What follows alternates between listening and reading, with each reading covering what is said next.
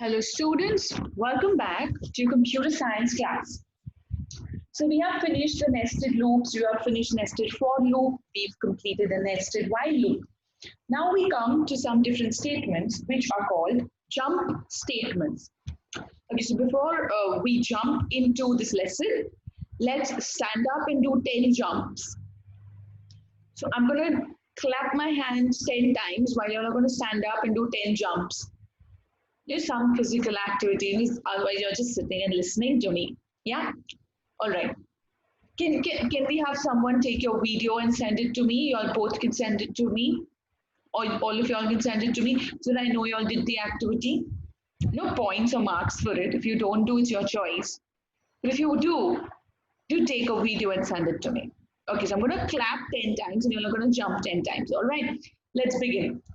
1, 2, 3, 4, 5, 6, 7, 8, 9, 10. Very good. Give yourself a pat on the back if you did the activity.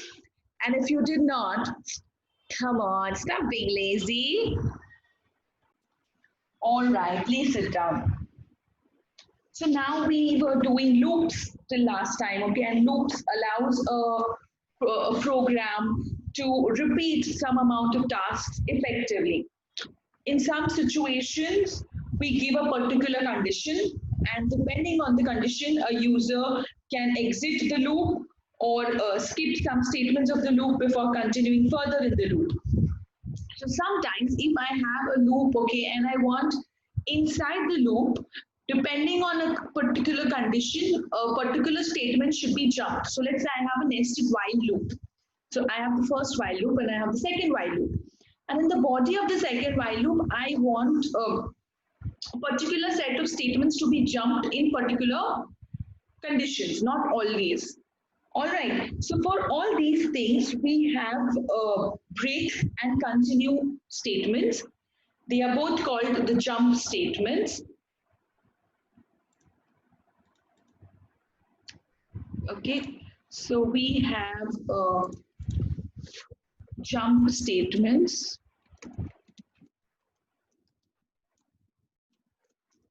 The two statements are break and continue. Can you think in your head what do these two must be doing? Like just make up some connection in your head with, because as you all have noticed so far, Python is very closely related to our English. Like jump statements mean these statements literally jump. But where do they jump and what do you mean by break and continue? Break means just like if I'm taking a lecture with you all or if we are in school and we have a short break. So you'll break, you'll leave that class, you leave that thing that time. All right. And continue means if I'm continuing teaching, you're continuing inside the loop. Okay, so Python is giving us these two statements, these two tools to add flexibility to our program and to be able to control the logic of loops a little better. So what is the break statement? Now the break statement breaks the loop. Whichever loop you are in, it will break that loop. That means the loop in which this statement will appear, it will break that loop and it will start resuming the execution at the next statement immediately after the end of that loop. So wherever that loop is ending, it will go to the next statement after that loop whenever Python will encounter the word break. If break statement is inside a nested loop, okay, nested loop is a loop inside a loop. So if the break statement is inside the nested loop, break will terminate or end the innermost loop. It will not terminate the loop outside. So whichever break statement body the word break is in, that particular loop will be broken. All right. So now I will give you one example for this. All right, let's. And I'm teaching you all the break statement, okay? It is a jump statement. Remember, there are two jump statements, break and continue. All right. So for this particular example, I'm going to do this.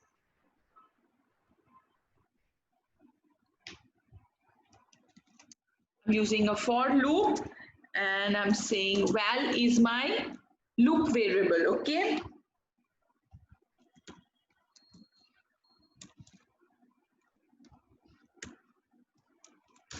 So when I say for val in string, it means val will take the values from the word string, and you all know the string is a data type string, correct? So it will take the first alphabet S, then it will first time the loop run, second time it will take the alphabet T, then R, then I, then N, and then G. That is how the variable the value of val will be given. Now inside this loop, I'm going to check if val equals to let's say equals to I. Whenever the value of for loop, the variable val becomes I. So if val equals to I, I'm saying break. Okay, I'm saying break. All right. Otherwise, only if you reach that place, then only you're going to break. Otherwise, I'm going to print val. Now, all right. And then we are going out here and we are going to print. This is outside the loop, okay? And we are going to print over. Over is a string, so I have put it in inverted commas. Now let's understand what this will do. So val is my loop control variable. It will take the values of S, then T, then R, then I, okay, and then N, and then G.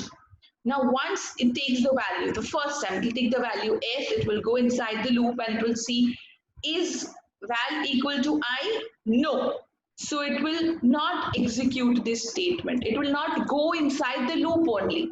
It will directly go and print VAL, that is S. It will keep on doing. When it reaches the word I, if val equals to I, yes. So it goes inside and it says break. So it will break this if loop, but it will not break the for loop. So it will again go outside. It will print the value and then it will go up. Let's see what is the program like. What is the output like? Oh yeah, I have to save it on the desktop. Where is it? I can't find it, your Python practice files. Sorry, break is a jump statement. Okay, so it goes S, it goes to T, it goes to R, and then just jumps to over. That means when it reaches I, it breaks this loop, okay, and it goes to over. So in this program, we're iterating through the word string, and when the letter is I, it breaks the loop. Hence in the output, you will see all the letters are getting printed till I. And after I, the loop terminates. It prints over, that is the last statement of the program, which is not a part of the for loop. Okay? Let me give you one more example to understand the logic of break. Yeah, in case you all are wondering why if is not a loop, okay, if is a conditional statement. When it reached break, it closed the for loop completely, so it did not go to this print statement. But if I have two for loops, if I have one for loop and inside I have another for loop, let me give you that example first.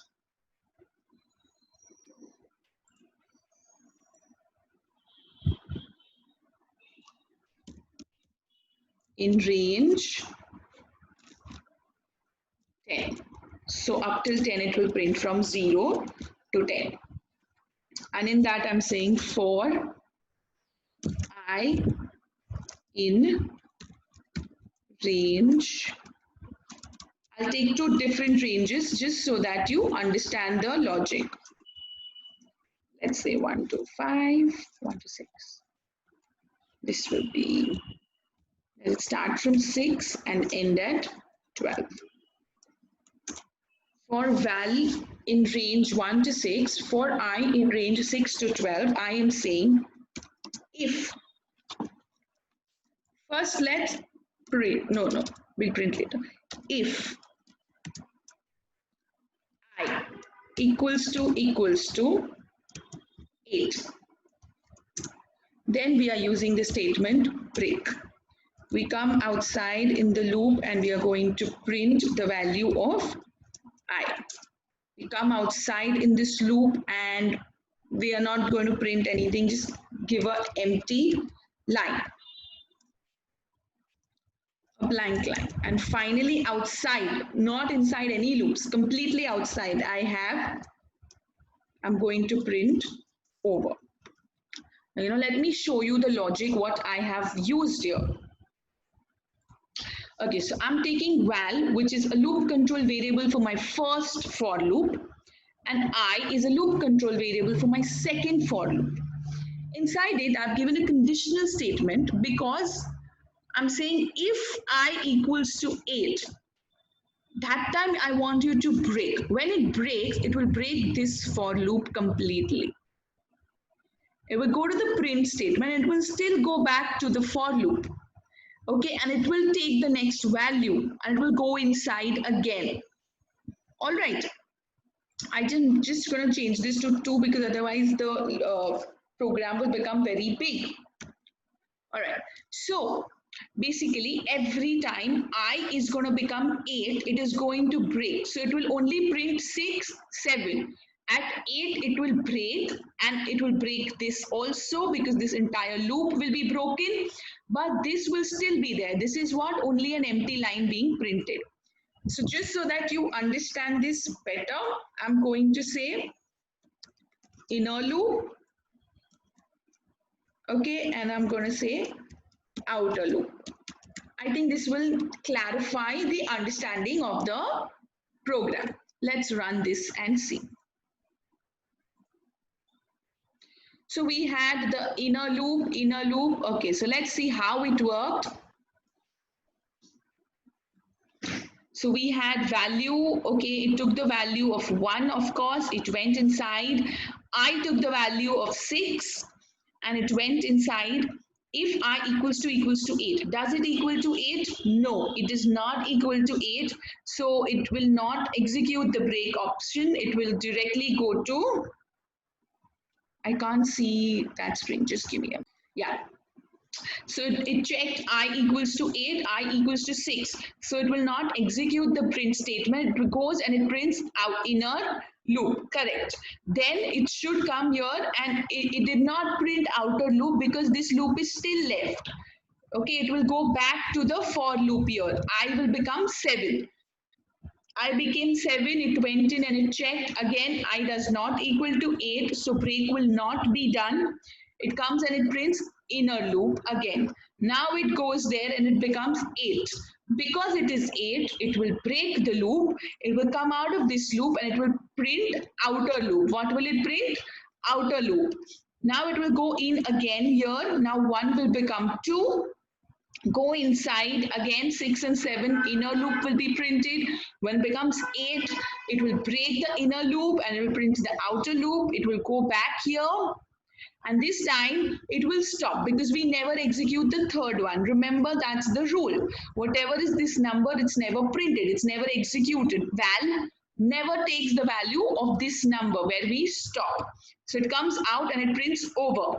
So technically, these are the kind of programs that will come in your main examination, where I will give you all a program and ask you to predict the output of that program. So for this, the output would be inner loop, outer loop, inner loop, outer loop. Okay, so you should, and of course over at the end. So you have to understand the working in your head so well that if I give you a program, you should be able to do it. All right, I will show you all. So this, I want you all to understand the difference between this, what we did, and what we did previously that had only one loop. Remember, break means it will break that loop. It is not applicable if you, I mean, in conditional statements, it will just come out of that condition. Okay, there is no repeat happening. So you can easily understand it in that. But in this inner loop and outer loop, you should know this, okay? I'll repeat again, what does the break statement do so that you can apply it with understanding now. The break statement terminates the current loop. That is the loop in which it appears, and it resumes the execution at the next statement immediately after the end of that loop. Okay, so if you look at my previous example, my previous picture, my previous program in which it said if val equals to I break, and then we had print val. Print val was inside the for loop, and hence it would not print, it would only print str and then it stopped. If the break statement is inside a nested loop, the loop inside another loop, then the break will terminate the innermost loop. It does not terminate the outermost loop. Now, is this very clear? Okay, so if this is not clear to you all, I want you all to message me. Whenever you finish a video of mine and you feel something was unclear, you should message me. I remember, Manas, I still have to give you EMI calculator program. I am on it. I will do that. But remember, when you send me a query, I work on it. You will see it in one of the videos because we are shooting these videos almost a week, 10 days in advance. So you cannot immediately expect a result, but let me know so that I can work on it and I can keep it in mind. You all are my audience and I'm working for you all. I hope the break statement is very clear with you all, because next class we're going to do the next jump statement, that is continue. Understand the thinking, understand the meaning of the word continue in your head, and let me know how this will go. Thank you. Take care. Stay home, stay safe, take care, and keep learning. Thank you.